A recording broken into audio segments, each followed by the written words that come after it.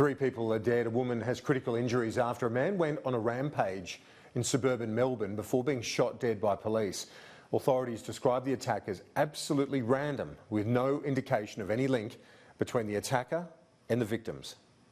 3 people are dead, including 2 innocent victims and the offender, another woman fighting for her life after a violent stabbing spree through Melbourne's leafy inner eastern suburbs overnight.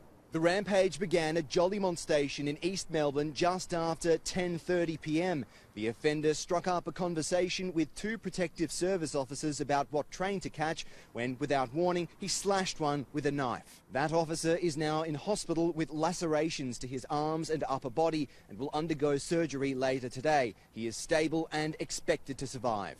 The offender then fled the scene through parklands around the MCG and caught a train from Richmond Station to Hawthorne Station.